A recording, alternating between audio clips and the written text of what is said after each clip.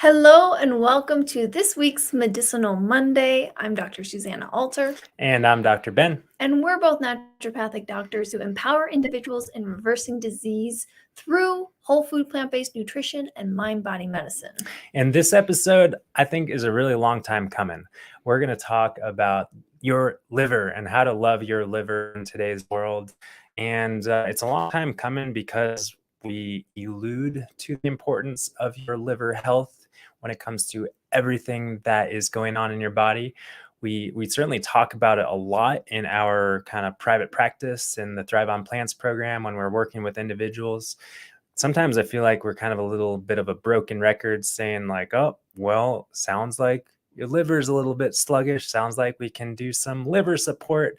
So we're going to talk all about what your liver is, what it's doing for us around the clock, and most importantly, how we can actually support it, both, in terms of nutritionally as well as other lifestyle things in our world today. Yeah, and it's funny, actually, we do have an old liver episode in the podcast. It was probably one of our first episodes. Well, but that I was think over it was 2 like years ago. episode 40 something. Okay, yeah. Oh, over 2 years ago. It was more like 5 years ago. No, 3 years ago. We haven't had this podcast for 5 years. I was just looking at it. It was the first episodes were in 2017, Susanna. Really? Yes. Wow. So it's an old episode. So we are refreshing our liver episode today. Yeah. And we are in the before we get going, the spring cleanse. Speaking of liver health and toxicity, we talked about cleaning up our toxin exposure last week, episode number 289. And that really leads beautifully into today's conversation about liver health, because as we always say, the first rule of detoxification, which of course, when we're talking about liver, as we'll get to know, detoxification is the primary thing that we're talking about a lot of the times.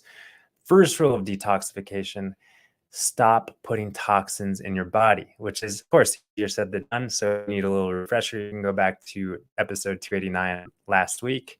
But now let's talk about liver health and why it matters so much in our world today. Let's do it. Let's start with some liver basics. Well, I wanted to start with those statistics. Let's start with some liver statistics. I wanted to start with those sad statistics that approximately 1 in 4 people have non-alcoholic fatty liver disease. This is a diagnosis that is made when the liver is comprised of at least 10% fat by mass when looking at an ultrasound. And this is a really sad thing because, as we know, liver health is so important when it comes to your metabolism, when it comes to your immune function, when it comes to detoxification processes, and so many things. So 1 in 4 adults have non-alcoholic fatty liver disease, meaning that their liver function has declined, not due to alcohol, but due to the accumulation of other toxins in their environment. But maybe more sad and astonishing to me, at least, is 1 in 10 children have non-alcoholic fatty liver disease. And that's not a good thing, considering that when we're talking about liver health, and we'll bring up this metaphor of our bucket as we move into our conversation, but we tend to accumulate things over the course of our lifespan.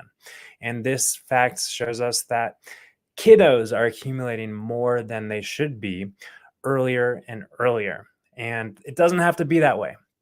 And the good news here, yes, it's a little bit daunting, but the good news is that our liver is incredibly resilient, as is the rest of your body. And in fact, the liver cells are regenerating at an incredible rate.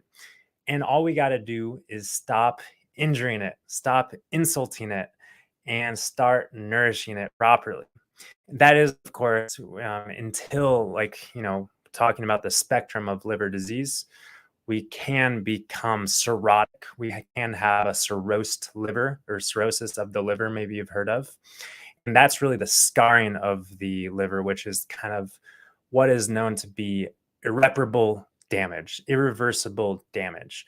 But it takes a long time to get to that place. And liver disease, as we will talk about, doesn't happen overnight, unless, of course, we do have an acute toxicity, mainly from like pharmaceutical medications. Of course, acute environmental toxicity can happen that can stress the liver as well. But generally speaking, when we're talking about these statistics of 1 in 4 people having non-alcoholic fatty liver disease, 1 in 10 children having non-alcoholic fatty liver disease, this is a slowly progressing thing that happens over the course of years and decades. And we can intervene and turn the ship around. We can right the course. It happens as a result of lifestyle choices. So it's really changing those lifestyle choices to turn that ship around. So yeah, now let's talk about just some liver basics, because it really is one of our favorite organs. And I think it's so impressive that the liver has actually over 500 functions in the body. It's enormous. It's a very busy organ. But today we're primarily going to talk about its major function, which is detoxification. And really what we mean by detoxification is the conversion of fat-soluble toxins into water-soluble waste products so that our excretory or emunctory organs like our bowels and our kidneys and our skin and our lungs can excrete those toxins out of the body. So it all starts with the liver. It does. So that's the main the liver that we're going to be talking about today. But we know that the liver is also responsible for immune function in many ways, blood clotting in many ways. And really, when I think about the liver, I kind of compare it to the central warehouse and processing center of the body, because everything that comes into your body, specifically everything that gets absorbed through the digestive tract, goes directly to your liver in what's called first pass metabolism, so that your liver can process and package, and most importantly, clear any sort of or contain or package up and get rid of any sort of toxicity that could do damage if circulating throughout the rest of your body. So the liver is kind of the center point in a lot of our physiologic pathways. And that's why, when people have things like, skin issues, stubborn weight gain, hormonal imbalances, all these sort of things, it's like it all tends to trace back to suboptimal liver function. Yeah, but let's talk just a little bit about what the liver needs in order to function properly, in order to detox properly. Because it needs a ton of vitamins and minerals and other nutrients to support this detoxification process. So detox happens in 2 phases, and both of those phases require tons of these nutrients to really fuel these enzymatic processes that are happening in the liver. And so this is why we're going to talk later on about how nutrient density is so important in maintaining liver function, but it also needs good fuel. The liver needs fuel. Each and every cell of the liver needs the preferred fuel, like every other cell in our body, which is actually carbohydrate. Glucose. Yeah, and of course, when I was rattling off some of these liver functions, can't forget about the storage of glucose, the storage of fuel in the form of glycogen. So a nourished, fueled up liver with lots of glycogen, lots of nutrients, is able to carry out the myriad of processes and functions that the liver is doing for us literally around the clock each and every day without our input whatsoever. The liver also needs good hydration. It is not an organ that performs well in a dehydrated state. So that's something we're going to be talking about also in the future.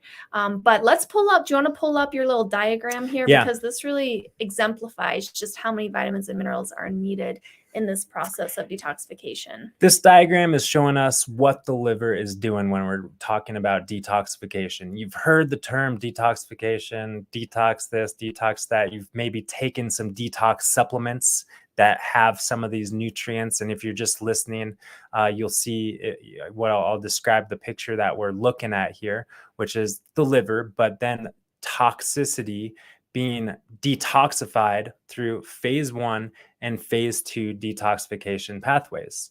And maybe you've heard about these 2 distinct phases of detoxification taking place in your liver.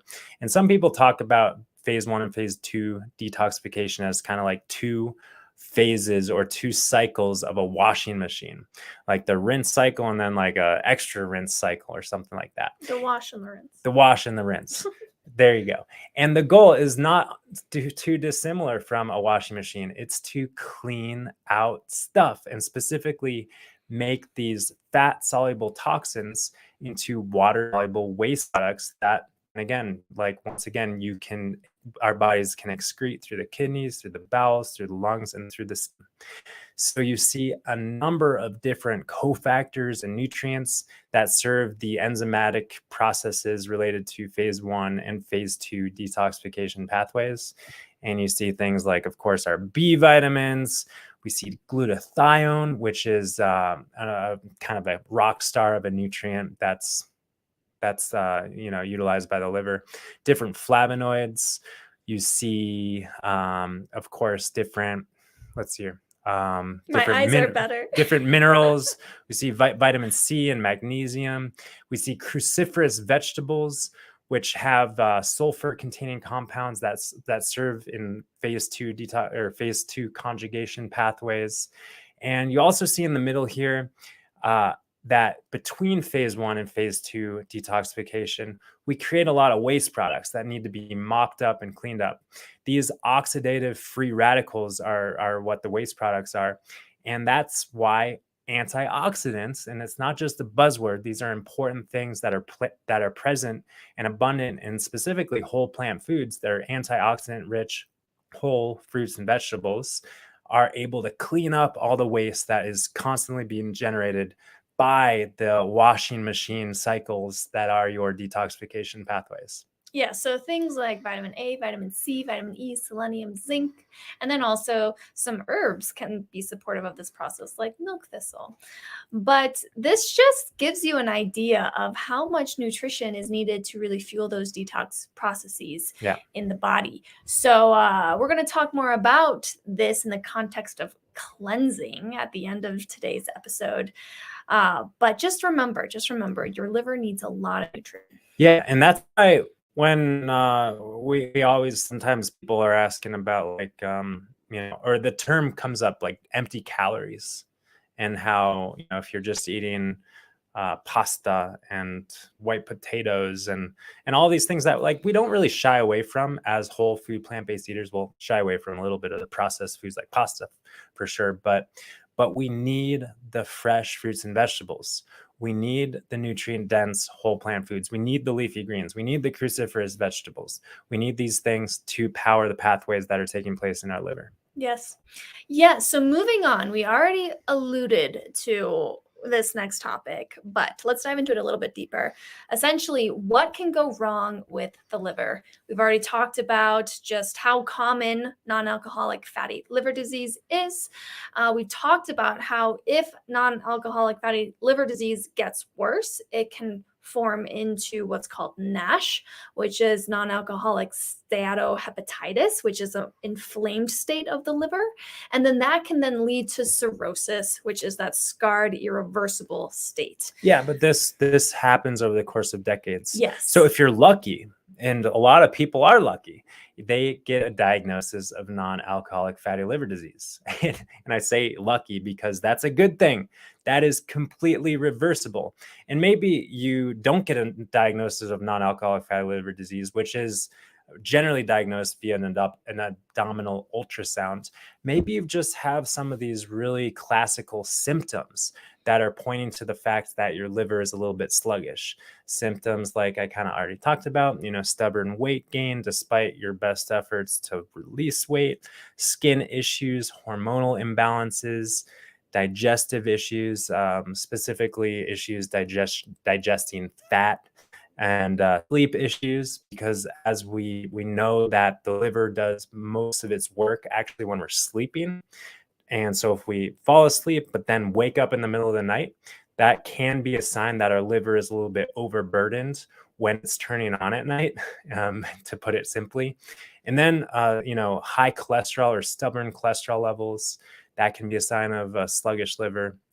Anything else come into your mind? There's so much. There's so much that can actually be connected back to liver issues, like like sluggish lymphatic circulation and regular circulation. Yeah. So a lot of things can stem back to a sluggish liver. And I just want to point out, it's funny because a lot of people, it's common for people to gain just a little bit of weight as they age.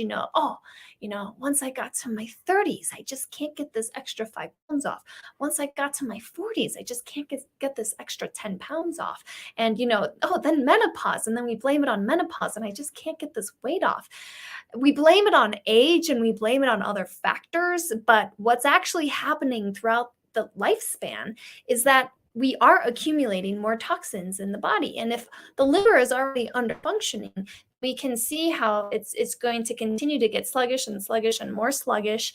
And some of these really bothersome symptoms, including the weight, will continue to gradually get worse over time as well. And this is maybe a good time to introduce this bucket analogy that maybe you've heard before, maybe you've heard us talk about it before, but if you haven't heard it, we like to compare our body to a bucket, and we're going about our lives, we're eating food, we're drinking water, we're living our best life, right? But inevitably, invariably, things will be coming into our bucket, things such as toxicity from in our air, food, and water, right? And we try to mitigate that through all the things that we talked about last week in episode number 289. But invariably, the toxins load up, the bucket starts to fill up.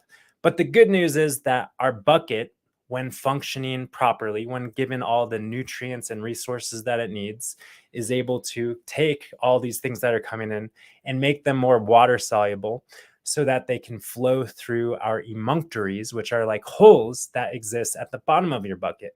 Your kidneys, your bowels, your skin, and your respiratory system is the way that we release things from our bucket.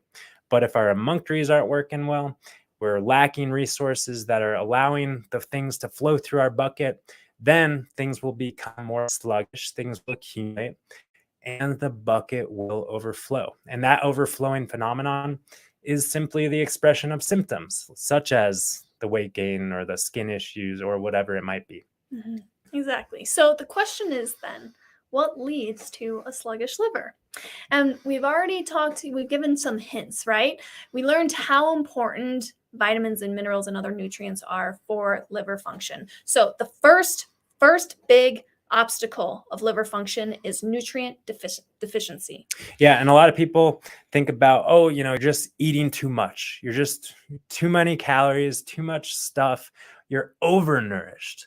But most people are undernourished. Most people are lacking the nutrients that their bodies need, because we saw this depiction of what's going on in the liver, the phase 1 and phase 2 processes. And of course, if we've got more toxicity and these processes are happening more so, or we're trying to do them, then we need even more of the nutrients and cofactors. We need more of the vitamins and minerals. We need more of these phytonutrients and compounds that are present in our whole plant foods and our nutrient-dense whole plant foods. So nutrient density is key. Nutrient deficiency is going to contribute to that sluggish liver. Right. So a poor diet over a long period of time can definitely lead to this. The next big obstacle is excessive toxin exposure. So if we live a lifestyle where we're constantly exposing ourselves to certain toxins, alcohol being one of those big ones, although it's a separate point on this list. Yeah.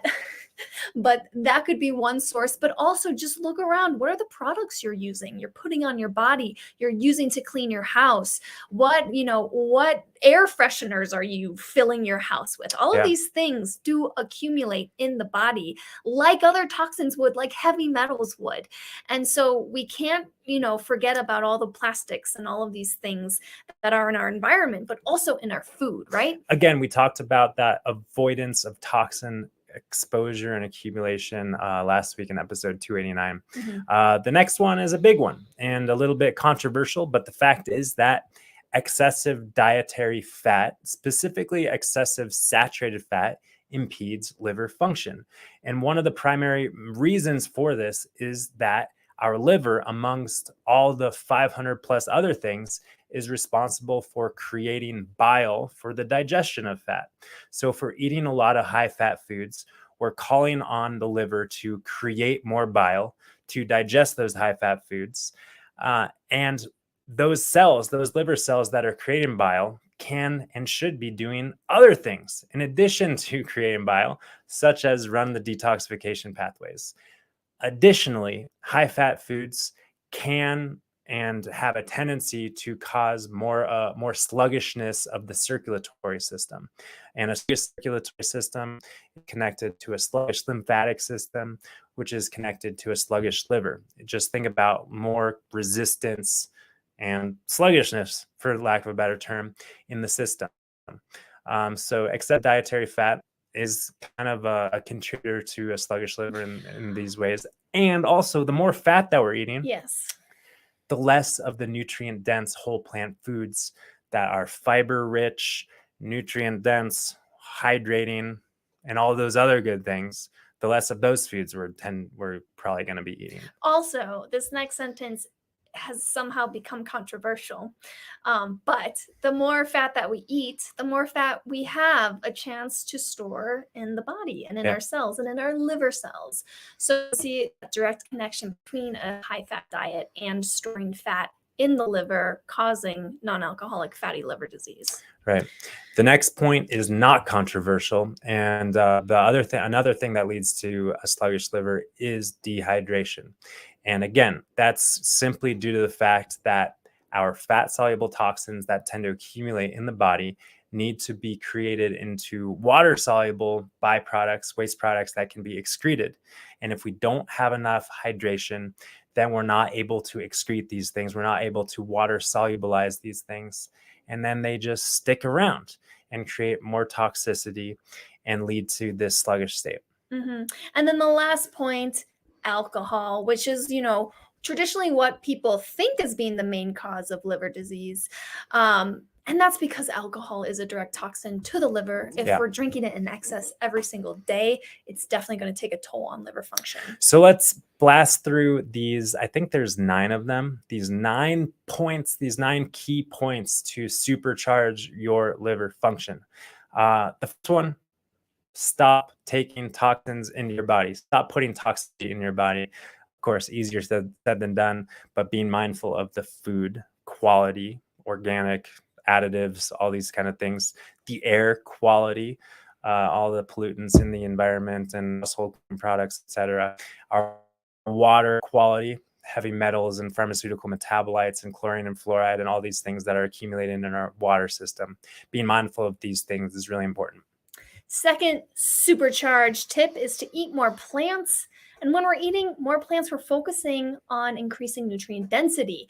Some foods, just to highlight, that are very liver supportive include beets, carrots, celery, ginger, lemon, any cruciferous vegetable, apples. The list really does go on, but those are some of the rock stars. Yeah. And remember, we just need to fuel the liver with all of the vitamins and minerals and phytonutrients to support those phase 1 and phase 2 processes in the liver. Another thing to add when it comes to eating more plants is, of course, all these whole plant foods have an abundance of fiber, which helps our bowels shuttle toxicity from our body so we can flush it down the toilet with grace and ease, ideally a few times a day, right? So more bigger bowel movements, the better, especially when we're talking about detoxification.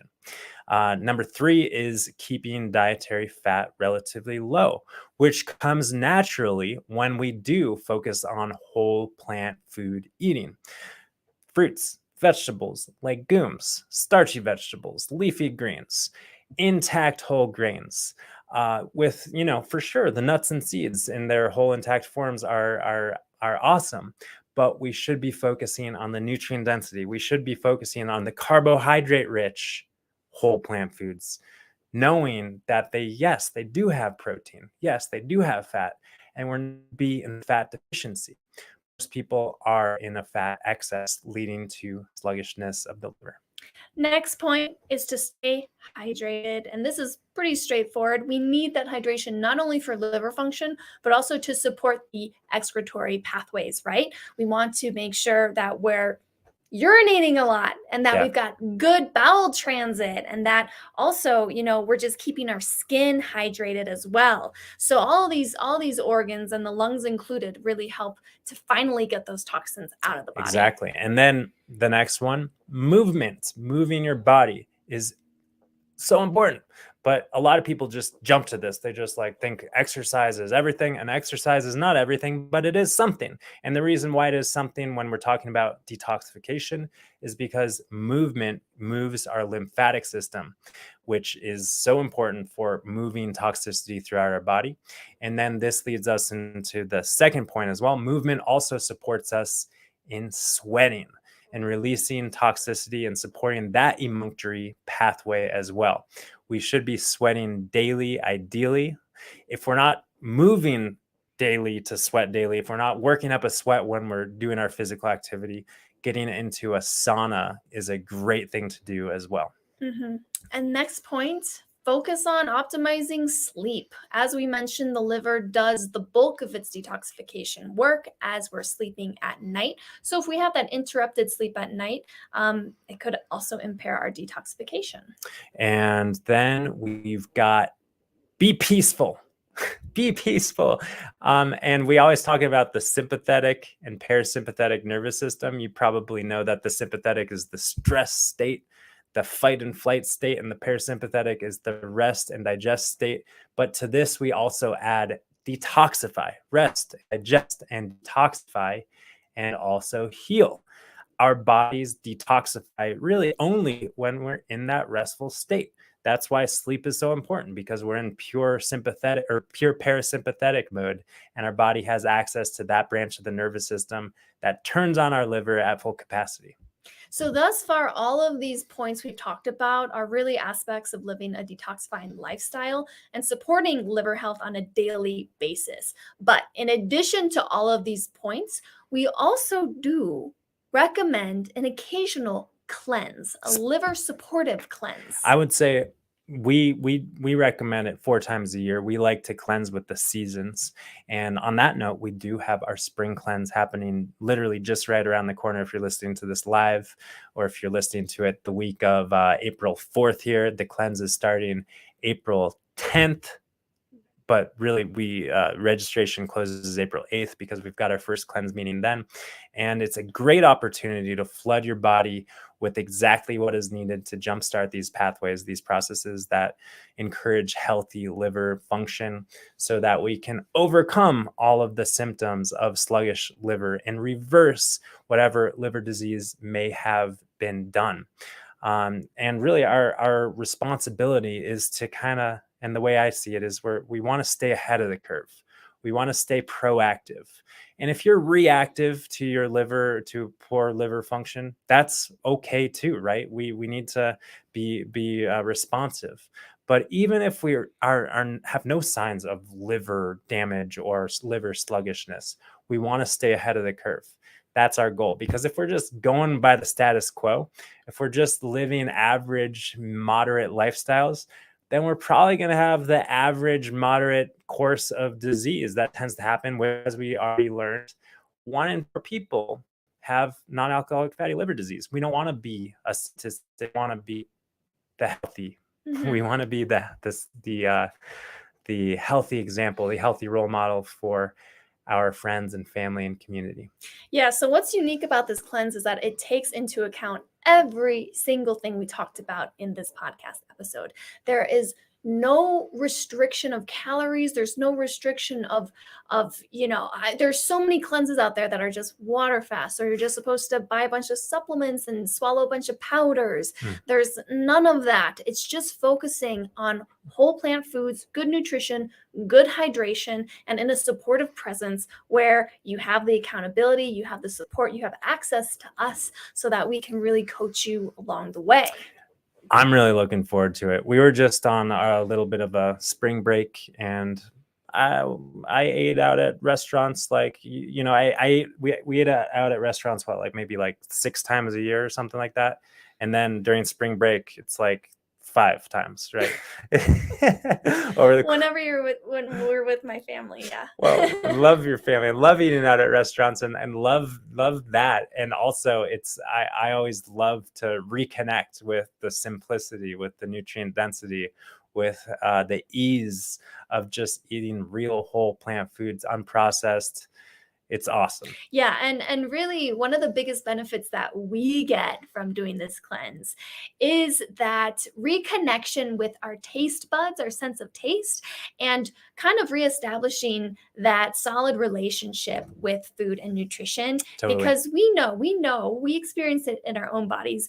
When we start to eat just a little bit more salt or just a little bit of that, a little bit more coconut hot bliss sauce ice cream, the taste buds adapt and the brain starts wanting more of that, right? But when we go back to the basics, all it takes is 7 days to reset your taste buds, reset your relationship with food, and then you're good to go. So come on in and join us if your liver is wanting it. But if not, hopefully you've got what you needed. You love liver every day of the year. And we look forward to staying connected. If you've got any questions or feedback, feel free to leave a comment. Share this with a friend who's got a sluggish liver. I'm sure you know someone. And if you're ready to sign up for the cleanse, you can head over to our website at www.alter.health. You will see where you can cleanse with us in the top bar.